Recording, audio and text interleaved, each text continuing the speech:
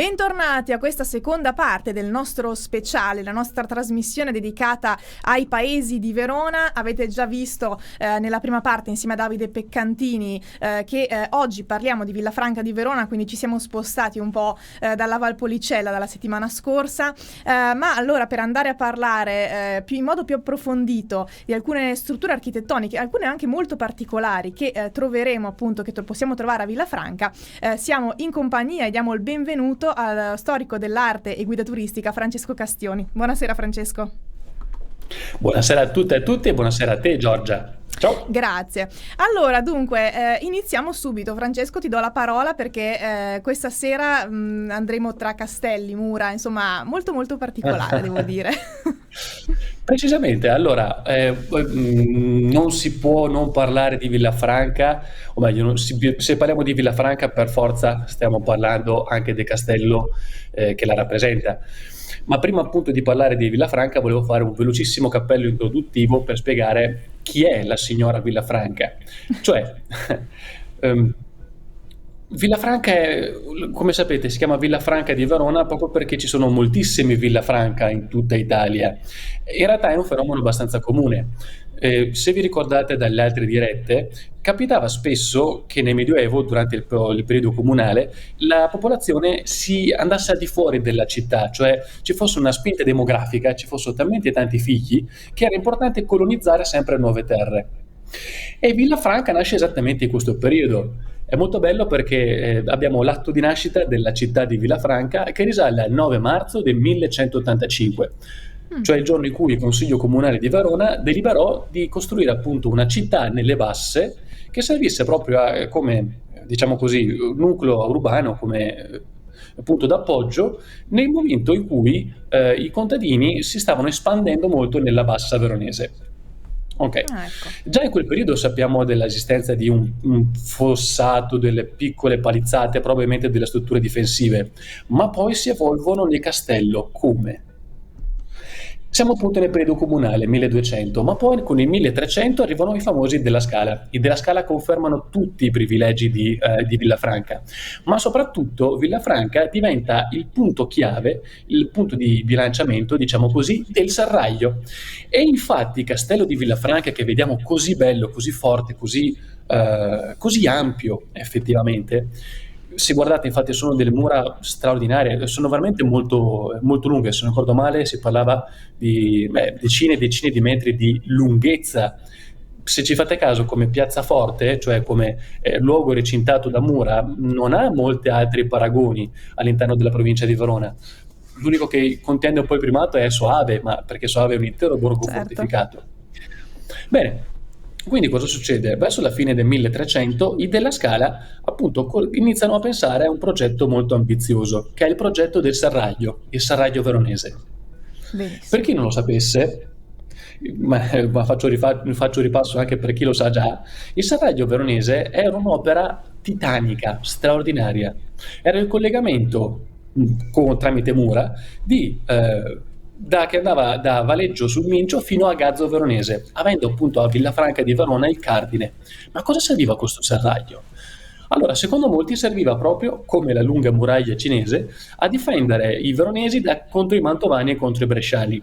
Ma va detto che secondo molti non è del tutto così, cioè questo il valore militare era ovvio, ma è anche molto probabile, secondo me e secondo appunto altri autori, che questo fosse una sorta di dogana, di confine, di dazi, cioè Verona e Mantova all'epoca ovviamente erano due città e due stati diversi e c'era molto commercio tra uno e l'altro.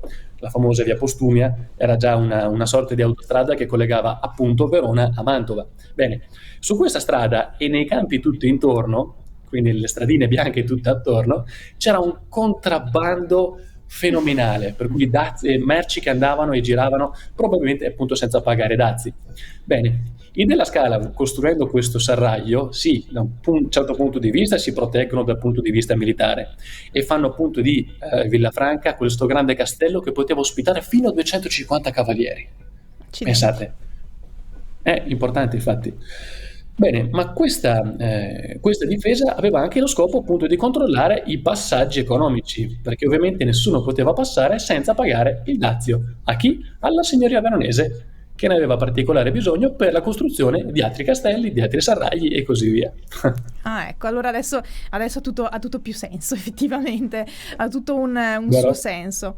Ecco, poi tra l'altro abbiamo anche una foto, Francesco, non so se mi sbaglio, ma dovrebbe essere la foto di una parte del serraglio adesso? Questa parte di muro, di muraglia? Bravissima. Ai noi, questo è tutto quello che rimane del serraglio adesso. Pensate, di una Accidenti. cortina di mura lunga, allora, 13-16 km, non è ancora ben chiaro perché effettivamente è stato rovinato e distrutto lungo i secoli, e oggi rimangono veramente pochi brandelli, pochi tratti, pochi pezzi di mura. Ancora oggi è difficile andare addirittura a trovare le fondamenta delle torri stesse.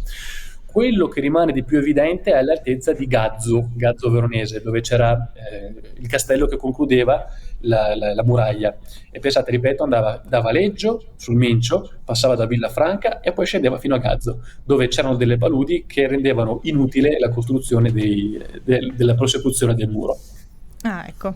Bene, allora passiamo a questo punto, Francesco, invece a parlare di una chiesa.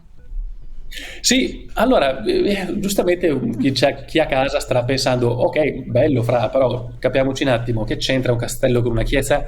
Sì, avete ragione, ma in realtà ritorna un po' il discorso sull'economia di cui abbiamo parlato prima. Ok. Cioè, se Villafranca anche oggi è una città abbastanza importante, effettivamente, all'interno della provincia di Verona, lo dobbiamo anche al fatto che ha una posizione molto particolare. È appunto a metà strada fra Verona e Mantova, quindi già fino a qualche secolo fa, era un punto fondamentale di passaggio per i commerci fra queste due grandi città. Ok. E questa ricchezza dovuta ai commerci, dovuta appunto allo scambio di merci, si vede molto bene nella chiesa di San Rocco. Bravissima. Il La chiesa di San tempismo. Rocco. Tac. La chiesa di San Rocco, allora, secondo me è un po', lasciatemi il termine, una cappella sistina per quanto riguarda la città di Villafranca, perché viene costruita nel 1580, grosso modo. Scusatemi, nel 1530, grosso modo, perlomeno dal 1530 abbiamo le prime attestazioni, i primi dati ufficiali.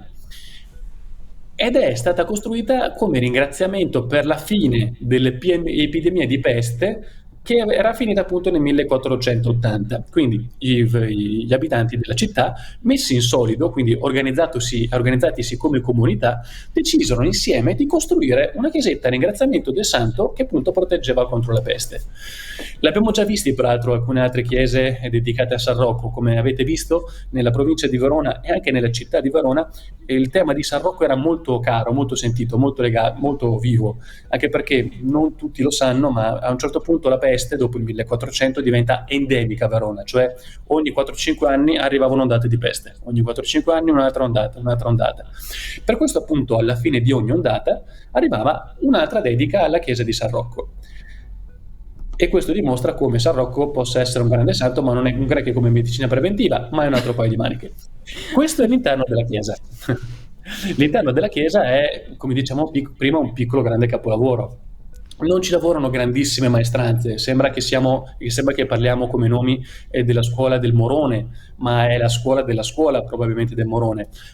Ciò nonostante, la cappella all'interno, come dicevamo, è veramente una piccola delizia, anche perché la costruzione stessa è rapportata con la regola aurea dell'1-2, cioè la cappella, la chiesa è lunga 2 volte quanto è larga, e anche la stessa abside è lunga 2 volte quanto è larga, e a sua volta l'abside è larga la metà della parete su cui si appoggia, per cui ha un rapporto di proporzioni armoniose. Ma di nuovo tutti i dipinti che sono all'interno sono molto gustosi, perché come funzionava all'epoca? Non c'era, scusatemi, visto che la chiesa non è stata costruita da un unico committente, ma è stata costruita dalla comunità dei villafranchesi, ogni dipinto è stato pagato da una delle famiglie che costituivano appunto questa comunità.